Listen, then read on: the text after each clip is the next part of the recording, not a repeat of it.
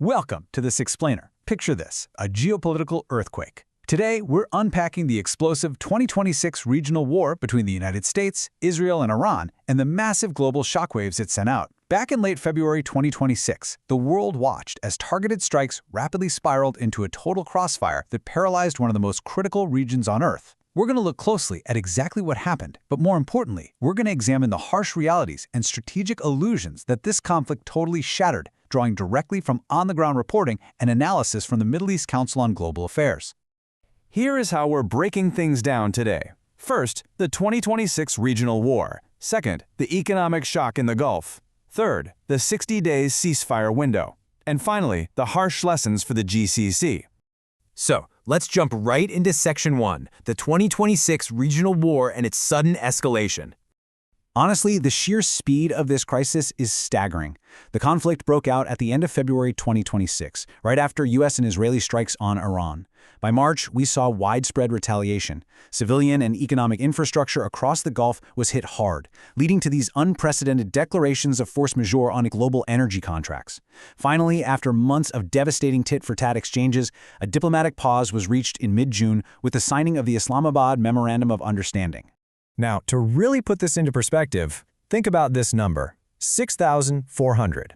Before the conditional ceasefire in early April, Iran launched roughly 6,400 missiles and drones specifically targeting the GCC states and Jordan. According to reports, that made up over 80% of all Iranian attacks on other states during that entire period. So this wasn't just a minor skirmish. All 6 Gulf states came under sustained attack within hours of the initial U.S.-Israeli strikes, leading to at least 28 tragic fatalities across the GCC. To understand how things spiraled so out of control, we have to look at the stated motivations from the combatants themselves. U.S. Central Command stated, "The strikes are designed to further degrade Iran's ability to threaten commercial shipping and swiftly punish those who launched attacks against American service members." So the U.S. framed its military actions heavily around defending international navigation and direct retaliation for the deaths of U.S. troops in Jordan. But on the flip side, you have Iranian leadership asserting a very different perspective on regional sovereignty. Following the U.S. strikes, Iranian officials and the supreme leader stated that the signature of the U.S. president is utterly worthless and devoid of credibility. Furthermore, an Iranian parliamentary committee member declared Iran will manage the Strait of Hormuz with or without Oman. We're seeing two completely opposed stances colliding head-on over the control of a vital global choke point. Which brings us to Section 2, the economic shock in the Gulf, and what happens when a global choke point closes. When the Strait of Hormuz effectively closed to commercial traffic, plummeting from 37 tankers a day down to almost zero by early March, a massive chunk of the entire world's energy supply was instantly held hostage. We are talking about roughly 20% of all global oil and an equivalent 20% of global liquefied natural gas flowing through this single, narrow waterway. When it shut down, the global energy market went into immediate shock. And the economic shock wasn't just about shipping lanes.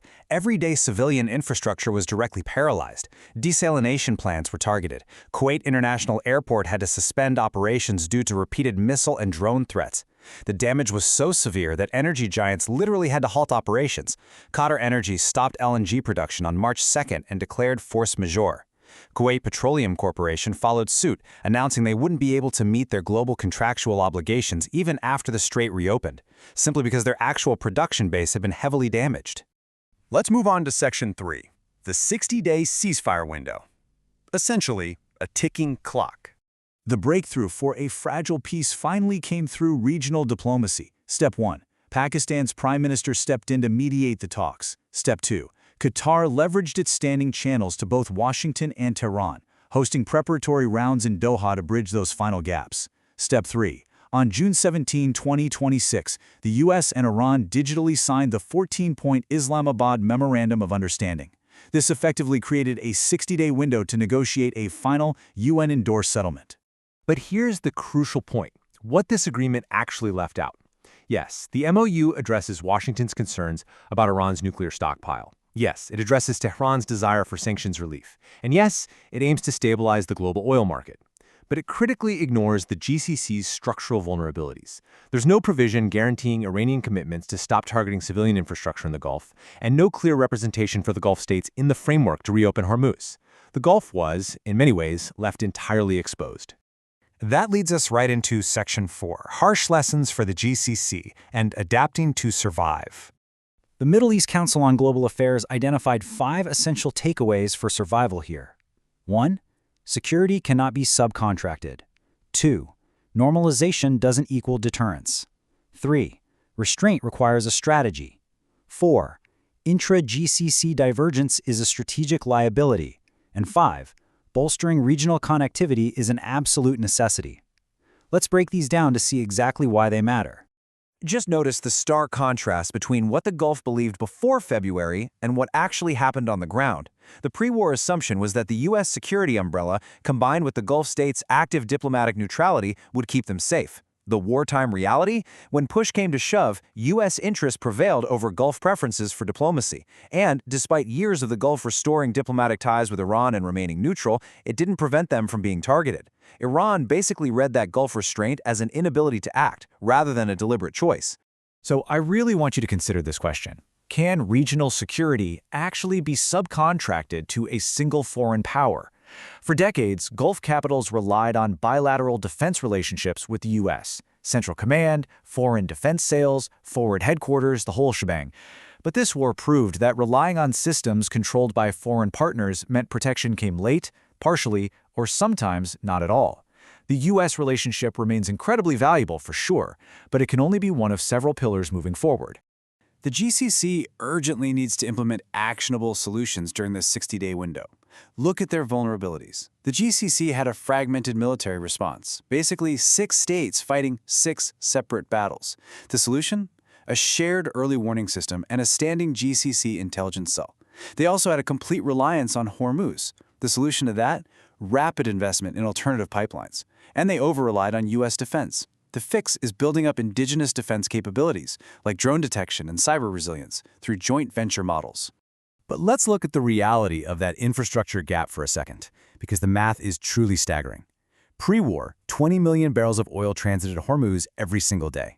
The combined non-Hormuz pipeline capacity across the entire region, it maxes out at just 5.5 million barrels per day.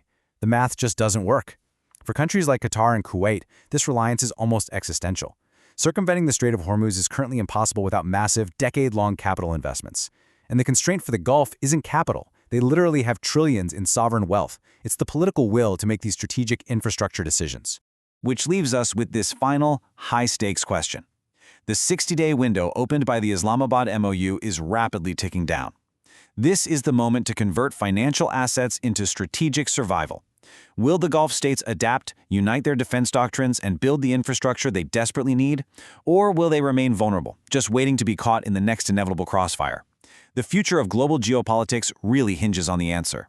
Thank you so much for joining me for this explainer. Keep questioning, keep learning, and I'll catch you next time.